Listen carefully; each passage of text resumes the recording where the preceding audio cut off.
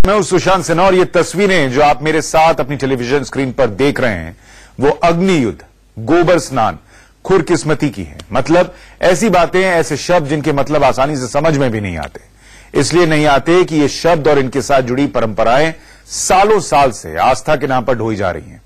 भले इसमें इंसान की जान चली जाए, भले गोबर की ढेर पर गोबर स्नान कर आपका बच्चा बीमार या बहुत बीमार पड़ जाए, लेकिन कोई पीछे हटने वाला नहीं है। आज हम आपको दिखाएंगे कि कैसे और क्यों इंसान गाय की खुर के नीचे जाकर खुद को अहोभाग्य समझने लगता है। एक एक रिपोर्ट जो है वो विस्तार से देखिए और समझिए कि ये क्या हो रहा है और क्यों हो रहा है।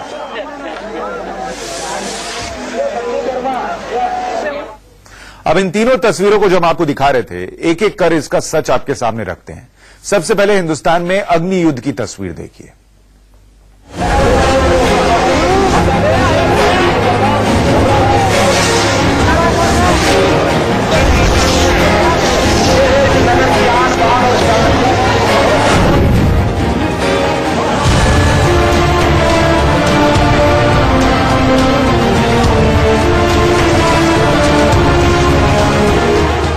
पहली नजर में आपको यही लगेगा कि ये किसी युद्ध की तस्वीरें हैं, जहां अपनी अपनी फतह के लिए किसी सेना के सैनिक जोर आजमाइश कर रहे हैं।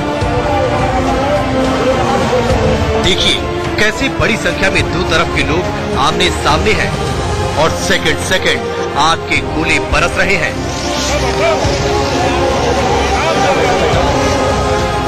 अपनी अपनी रक्षा के लिए इनके हाथों में लोहे का कवच भी है।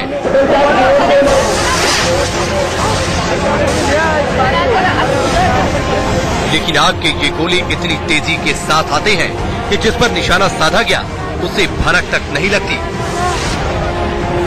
अब आपको बताते हैं कि सुपर पावर बनने की दिली ख्वाहिश रखने वाले हिंदुस्तान से इस तस्वीर का ताल्लुक क्या है। ये तस्वीर हमारी पूरी सोच पर ही तमाचा की तरह है।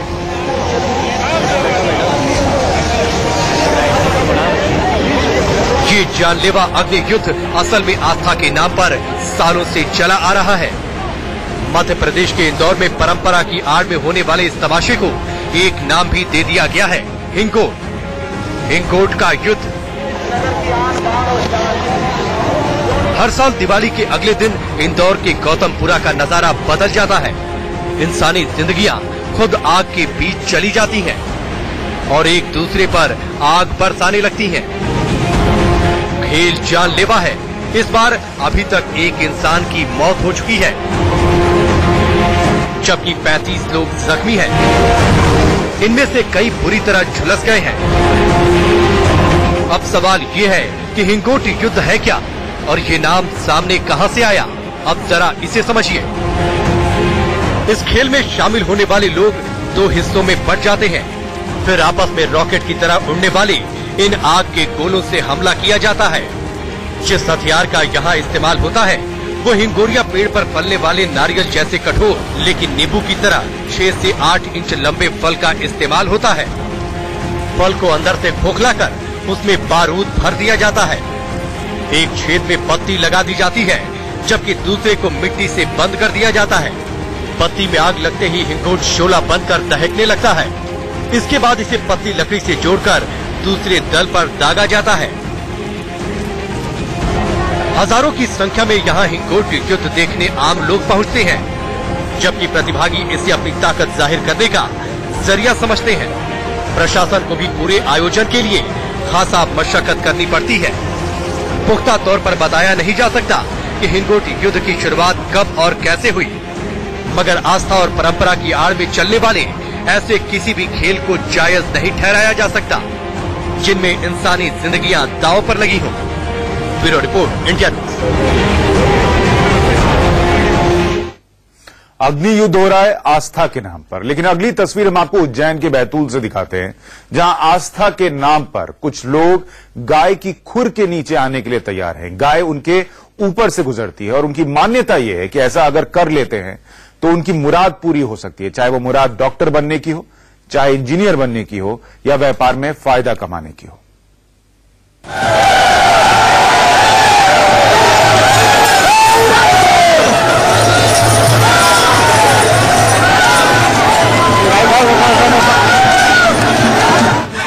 तस्वीरें देखिए, जमीन पर लेटे इंसानों में से कई ने डॉक्टर, कई ने इंजीनियर बनने का सपना पाला है।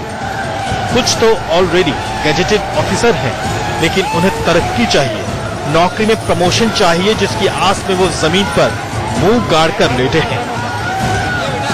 अब आगे देखिए क्या होने वाला है। एक साथ दर्जन भर गायों को उनके ऊपर छोड़ दिया गया और इन गायों की खूर के नीचे आकर ये लोग खुद को अहोभाग्य समझ लेते हैं।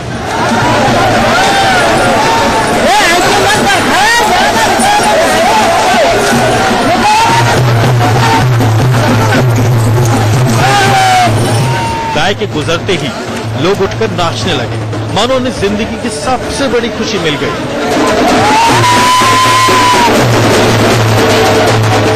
आस्था के नाम पर मुंह छिपाए इन पढ़े लिखे इंसानों को अपने से ज्यादा भरोसा गाय के खुर पर है। जी हाँ, अच्छी नौकरी चाहिए या नौकरी में प्रमोशन चाहिए, तो इन्हें लगता है कि गाय के खुर के नीचे आना ही एकमात्र उपाय है। इसी तरह यहाँ पर किसी को अपनी बेटी के लिए सुयोग्य वर चाहिए, किसी को धन, किसी को दौलत, तो किसी को शोहरत, और सबको यही लगता है कि गाय के खुर के नीचे आ जाने से ही इनकी तमाम परेशानियों से इन्हें निजात मिल जाएगा। माता जी की मनोकामना से कुछ भी नहीं हुआ, अभी पढ़ के ही नाचने लग गया और कोई दिक्कत नहीं आई मेरे को।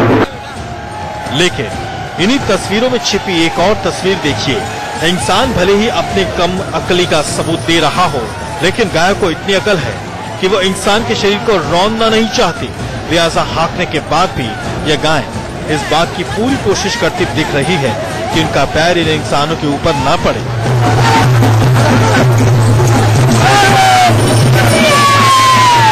5 दिन तक ये लोग सारे जो गौरू पड़ने वाले हैं पूरे गांव में घूमते हैं, दीपक लेके, हाथ में थाल लेके, और फिर ये गौरी की प्रथा चालू होती है। सारी गांव की गायों को इकट्ठा किया जाता है और फिर सारे लोग जो गौरी पड़ने वाले रहते हैं सब एक जगह जमीन पे लेट जाते हैं और गांव की जितनी भी गाय रहती है, सैकड़ों की संख्या में रहती है, सारी गायें इनके ऊपर से गुजरती है। लेकिन कहानी इतनी ही नहीं, अब दूसरी तस्वीर देखिए। अपने ही जिगर के टुकड़ों को लोग गोबर के ढेर पर इसलिए फेंक रहे हैं ताकि वो निरोग रहे। बच्चे का रो रोकर बुरा हाल है, लेकिन इसके बावजूद उनके मम्मी पापा पर कोई फर्क नहीं पड़ रहा है।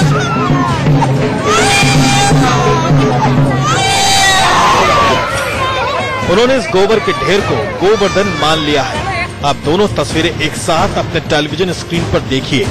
पहली तस्वीर में गाय की खूर के नीचे डॉक्टर, इंजीनियर बनने की लालसा लिए लोग हैं। दूसरी तस्वीर में मासूम बच्चे हैं जिन्हें न गाय की समझ है न गोबर की। उन्हें अपने ही लोग गोबर पर फेंक रहे हैं। सवाल ये उठता है कि ऐसी सोच के पीछे क्या मानसिकता है। लोग फॉलो करते हैं ब्लाइंडली। अब पुराने समय से जो भी चीज चली आ रही है उसका लॉजिक हो या ना हो, कुछ लोग एक भेड़चाल की तरह फॉलो करते हैं और एक कम्युनिटी बेस्ड एक थॉट प्रोसेस होता है जो शेयर होता है कि अगर आपको लगता है, आपस में सबको लगता है कि ये एक शुरू से कहा जा रहा है कि अगर कोई इस तरह से करेगा उसको फायदा होगा। मतलब समझिए और दोबारा से सोचिए, जो इस समाज को राम रहीम जैसे बलात्कारी भी बाबा बनकर नहीं, बल्कि हर दिन एक नई तस्वीर, एक नया बाबा सामने आ जाता है। उज्जैन से प्रेम डोडिया के साथ ब्यूरो रिपोर्ट, इंडिया न्यूज।